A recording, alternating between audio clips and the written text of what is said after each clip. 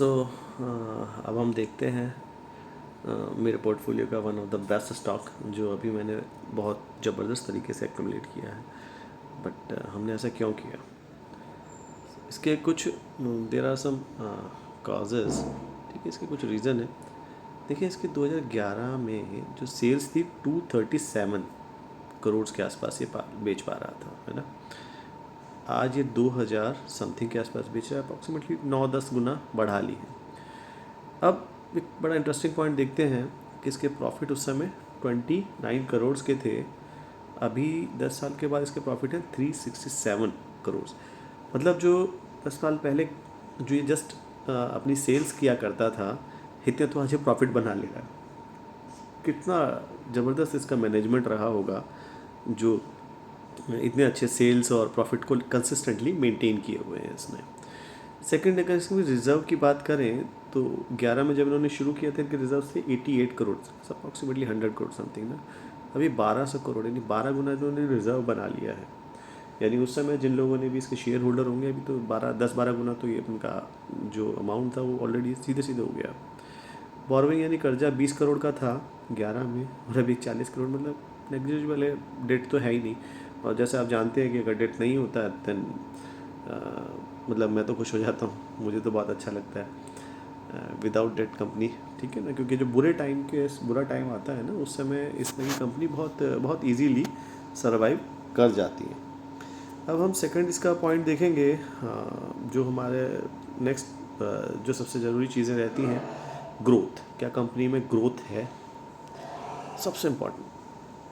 आपको पता है मेरा ग्रोथ का क्राइटेरिया है 10 से 12% सेल्स में ग्रोथ और 10 से 12% प्रॉफिट ग्रोथ हो। अगर कंसिस्टेंट 8-10 साल से चल रही है तो दी बेस्ट है। बट इसकी ग्रोथ माइंड ब्लोइंग है। दैट्स वाई मैंने इसको बहुत ज़बरदस्त तरीके से भर के ख़रीदा है माल। ठीक है, सो 15% के आसपास की सेल्स ग्रोथ है इसकी पिछले 5 साल, 3 साल में 14%, और इस बार तो 40% ग्रोथ। मतलब कहीं प्रॉब्लम नहीं है सेल्स की ग्रोथ में। सेल्स तो कर रही थी, साथ में उसकी ग्रोथ भी ईयर ऑन ईयर बहुत ज़बरदस्त है। प्रॉफिट सेम 17%, 20, 52, वही 10-12% से तो बहुत ज़्यादा ऊपर है। ROE अल्टीमेट इसकी ROE बहुत अच्छी है, 24-23% की ROE मेंटेन किए हुए 5-10 सालों से लगातार ये मेंटेन किए हुए। सो अब कोई डाउट नहीं रह जाता है कि हमें ऐसी कंपनी को नहीं लेना है। सेकंड थिंग, फिर हम जो लास्ट में हम देखते हैं स्ट्रॉन्ग होल्ड, कि भाई स्ट्रॉन्ग होल्ड इसमें है कि मतलब कि स्ट्रॉन्ग होल्ड है या नहीं है। प्रोमोटर 55%, FII 23 थोड़ा सा घटा है, DIS 6.83 कंसिस्टेंटली सेम है। मतलब पब्लिक के पास जस्ट 13.8% के आसपास ही शेयर्स हैं। आप हमेशा देखेंगे जो भी अच्छी कंपनी होती है ना उसमें पब्लिक कभी नहीं होती है, या वो धीरे धीरे बाहर निकल जाती है। ठीक है, वो मतलब वो स्टॉप लॉस हिट और ये सब कुछ करके वो कभी भी अच्छे से एक्यूमुलेट नहीं कर पाते, उन्हें मालूम ही नहीं होता एक्यूमुलेट करना कैसे है। और हमेशा ये जो बड़े बड़े लोग होते हैं ना, FIIs, DIIs या फिर उसके प्रमोटर्स, जिनको एक्चुअल वैल्यूएशन पता है कि हमें किस कंपनी को ख़रीदना है ना। हमें डेप्थ वाली कंपनी को नहीं लेना जिसमें कर्जा वो नहीं लेना है, और जिसमें ग्रोथ नहीं होती है हम उसमें जाके सिर मारेंगे नहीं, तो ऐसा सब नहीं करना होता है। ठीक है, आपको बिज़नेस को बहुत बहुत शांति के साथ देखना है, कैसे वर्क कर रहा है, क्या कर रहा है। This is not our job, हमारा जॉब नहीं है। एज ए इन्वेस्टर हमें ये देखना है कि जो लोग उसे रन कर रहे हैं क्या वो ठीक है। अगर वो ठीक है देन हम लोग क्या करते हैं कि हम उनके साथ उनको फॉलो करते हैं, जस्ट सिंपल। ठीक है ना। अब मैंने इसको क्यों लिया, अब सवाल ये उठता है कि मैंने इसको क्यों लिया। कुछ इसके टेक्निकल्स भी देख लिए जाए तो देखेंगे कि 2017 में, है ना, 2017 के आसपास, एक सेकेंड ना, 2017 के आसपास यहाँ पे देखेंगे ये करीब करीब गिरा था 43% क्लियरली, है ना। 43% ये गिर गया था। अब हम दोबारा देखेंगे करीब 2018 में, 17 फिर 18 में वापस से ये गिर गया था 28%। यानी कि कोई उस समय लेकर के बैठा 28-30% गिरे, आप लो और 3-4 महीने में आपको वापस से ऊपर जाएगा तो 28-30% का रिटर्न दे देता है ना। वैसे जब जितना गिरता है अगर वापस उस सेम पोजीशन पे जाए तो रिटर्न थोड़ा ज़्यादा होता है। ठीक है, तो ईजीली 6 महीने साल भर में आप 30-40% बिल्कुल ईजीली बना लेते हो। और आप इन्वेस्टर हो तो आप नीचे के लेवल पे बाई करते रहो और मल्टीपल टाइम्स आपको रिटर्न मिलता है। That is the secret formula, ये सीक्रेट फार्मूला है कि अच्छी कंपनी अपने सभी सिस्टम्स को रिपीट करती है, ठीक है ना। मगर वो रिपीट करती है जो कंसिस्टेंट होती है, ऐसा नहीं जिस पे कर्जा है और जो प्रॉफिट ही नहीं कर रही है, वो रिपीट नहीं होती है, वो डूब जाते हैं पैसे उसमें, ठीक है। फिर हम नेक्स्ट देखते हैं, अगेन सेम 2020 में तो खैर सभी गिरे थे, है ना। 2020 में सभी लोग गिरे थे, बट ये था अबाउट 36% गिरा था।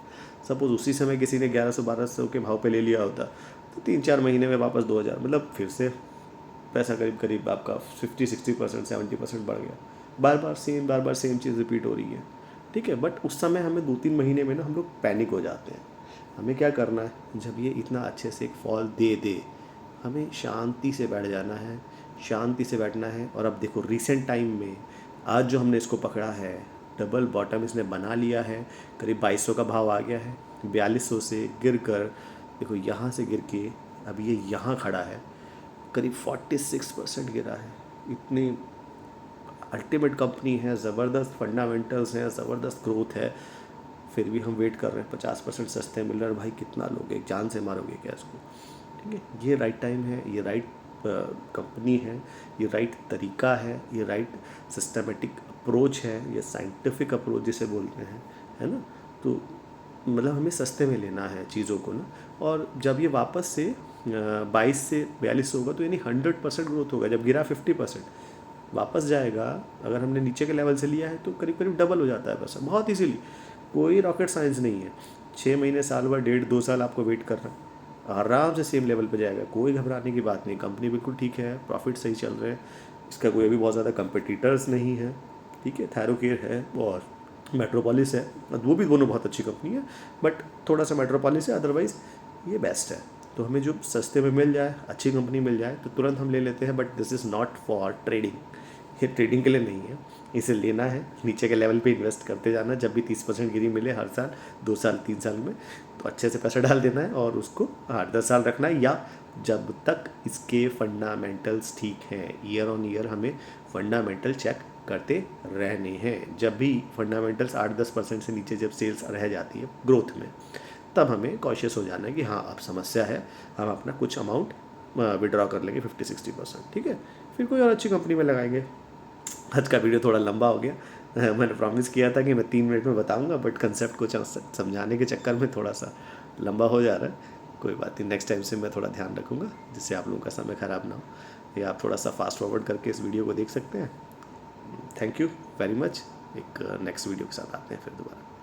और अगर कुछ मिस्टेक्स हों मेरी, या मेरे से कुछ छूट जा रहा हो, तो प्लीज़ आप कमेंट करके बताएं, मैं उसे ऐड कर दूँगा, ठीक है ना। That is for educational purpose. मैं ऐसे ही इन्वेस्ट करता हूँ, और मैं तो जस्ट आपको बता रहा हूँ कि मैंने क्या इन्वेस्ट कर रहा हूँ, या मैं कैसे सोच रहा हूँ। हम लोग एक वर्चुअल पोर्टफोलियो बना रहे हैं, क्या ये परफॉर्म करता है। शायद मैं गलत हो जाऊँ, 99% में गलत हो सकता हूँ, बट ये तरीका है जो मैं करता हूँ।